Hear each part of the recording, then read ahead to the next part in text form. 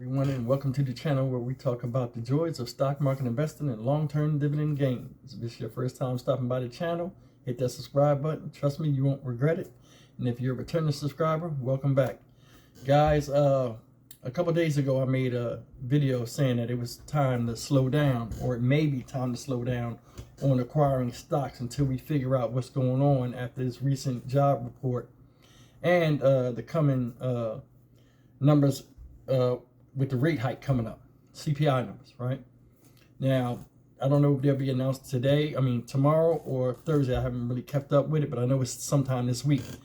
Until that time, I've been trying to refrain, but y'all gonna have to just call me a hypocrite because I seen something today. I seen it yesterday, really didn't think about it, and then, I gave it some thought today, and I decided to make a couple of moves in the market that I'm going to share with you guys about. Now, I'll explain why I made these moves and, why they were right for me and how my portfolio is set up. And I'm going to explain a little bit of, the way I made these moves and why they work for me. And this is a perfect example of how if you listen to something somebody talks about on their platform, sometimes it might not be right for you. So I just want to give you a little in-depth about the decision I made. Now, what I've done today is I've seen Nvidia, I just made the purchase, so it's at $116, right, on the low end. When I seen Nvidia was at $116, a few years ago, more than a few years ago, I bought Nvidia when it was $120, right, and everybody was saying it was high then. But since that time, the stock had took off. Now, I kept the stock from $120, and it was going up every day. This is back when I bought the stock, right? This is some years back. I bought the stock, it was going up every day, and I'm like, man, this is amazing. I'm looking at my portfolio growing and growing and growing. And then I got up to about $136, and something happened. And it was false news, whatever it was that came out. And Nvidia stock dropped, and one day it just started falling. I got scared and sold off. The news happened on a Friday. I'll never forget it, guys. The news happened on a Friday. The stock went down from $136 to man, I can't even remember. It was a lot. And then over the weekend, with the market closed, then Monday came and it fell a little bit more. And I was like, oh man, that's it. I'm getting out of it. I jumped out on Friday. By 12 o'clock that Monday, it just took off again, and it slowly kept going. And I was like, oh, I'm not going to mess with that stock because I was naive and I was following somebody else's decision to jump off of something that I thought would be a good investment for me back then, from the demand in graphic chips and how gaming was taking off. So it was my loss. But anyway, I wound up buying back into it eventually at a higher number. Now, ever since we've been having this drop, I've been secretly buying in and getting my cost basis down, through dollar cost averaging. Now today I'm looking at it and it was $116. I was like, you know what, man, this is way lower than I was. Now I calculated, I was like,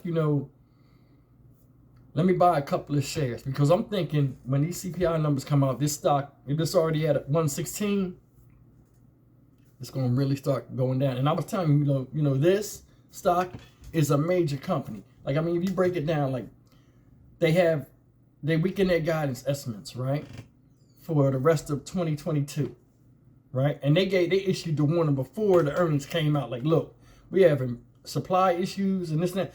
So is everybody, and this is something that's going on with a lot of other companies. So it's understandable, it's still a good company, right? They dominate the graphic card industry, dominated, so, and it's besides the supply chain issues and the stock being overpriced from the hype and everybody running and jumping into it, which they can't help. That benefits them. There's nothing wrong with the company at all. Nothing wrong with the stock, and it's understandable, as me making an investment in it for me and where I want to go, because I look at, this is how I use this. A company like Nvidia, a tech company, a major tech company, in times like this, when you're investing, and investing is investing, it's a growth play for me. So whether I buy in and lower my cost base, when things do turn around, I'm sitting in good position. Thus my numbers grow in my portfolio. Now, what I did, I bought 10 shares today at $116. You know, for me, it was right because, I mean, I like the company. I understand the company.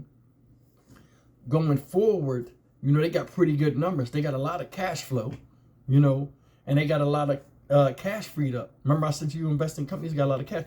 So a lot of stuff that we're going through with this recession and inflation and all that stuff, they're prepared for it, you know, in some ways better than others, but they're prepared for it, you know, so I don't have no worries about that. From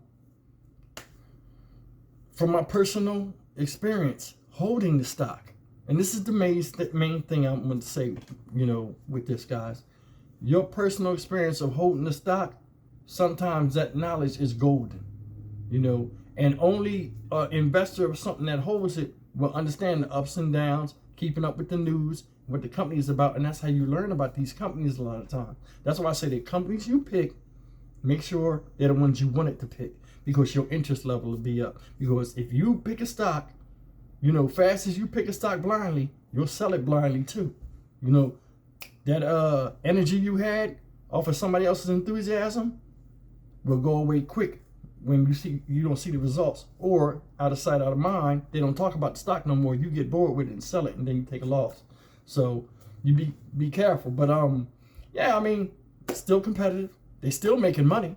You know, like I said, they're the leader in graphic chips. So I have no problem with that. Like I said, I bought 10 shares. Now I use it as a growth play because the dividend is not good, 0.14%. You know, now I hold this long term in hopes that, you know, over time the dividend increases, you know, and that's what I do with a lot of these growth companies. Hopefully they start dividends. Some of them start dividends, and, you know, if you got them in your thing, in your portfolio.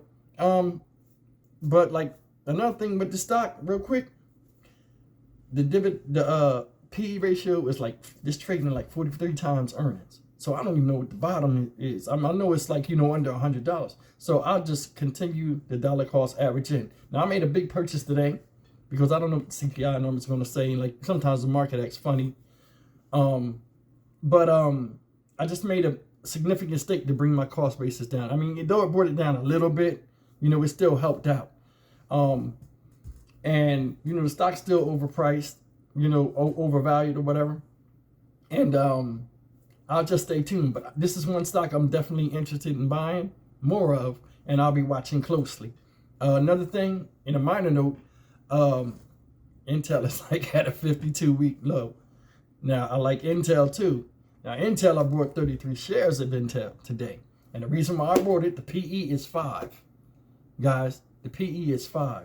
And then the dividend, 5.79% for a tech company. I had to jump on it. I mean, I have a significant amount of shares, but I mean, helping my bottom line, it was a no-brainer for me to do that, you know. But I mean, when I seen Nvidia low, it was some serious thought today. I mean, I thought about it for like a couple of hours, like, man, you know, it bring my cost basis down. I'm like, company's not like bad where I gotta like scratch my head and hope for the best, you know, pray for the best. And so I decided to pull the trigger. But yeah, like guys, like I was saying, man, you know, I'm already established. I have a significant amount of funds in my portfolio. I have some extra cash on the sideline. Both of these stocks I brought, Nvidia and Intel, I have in my portfolios already. One I'm gonna keep, you know, I both want to keep them long term, but one doesn't have a good dividend, and I use it as a growth play. You know, hopefully in time it'll get a dividend. And with Nvidia, using it as a growth play to expand the value of my portfolio when we get when the bull market returns. And the other one is a straight dividend play. You know, I have a couple of contracts, you know, over 200 shares of Intel. You know, as it's going back, I can do option calls on it. I can make all types of, I can do different things with the stock while it's coming back up, you know, making a comeback, you know, rising in price. So there's different things I can do with that. So a lot of times, you know, when people pick stocks, sometimes they don't tell you what their plans are going to do with the stock. Like sometimes, like somebody might buy 1,000 shares of GameStop. You'd be like, what the heck? Why would you buy GameStop? Like, nobody's buying that right now. Or you might have ill will against GameStop. But GameStop is making somebody money right now, especially with all these calls and puts they doing, you know, and all these options. So, you know, you got to be mindful of that. You know, everybody, like I said, everybody's investment journey is not everybody else's. You know, but I just want to give a little insight of the reason why I bought these stocks today and my plans for them. You know, I plan on holding them forever, hopefully. And with Nvidia, it'll grow my portfolio because it's a growth stock, you know, dollar-wise. And we'll hope for the PE to rise. And Intel is a straight, you know, dividend play. Nvidia is a dividend, you know, not a dividend play, it's a growth play, but you hope for the dividend to rise. I'm going to say that a second ago. But yeah, Intel, I'm holding on to Intel's like AT&T for me. You know, and then they had that deal with the chip maker, the chip company, ASML. You know, and they have they're about to get one of those machines. So that's another reason why I'm holding on to this. So 3 to 5 year play with that. I mean, I'm trying to hold it, but I'm thinking 3 to 5 years, I'll see the vision of why I went and got that stock.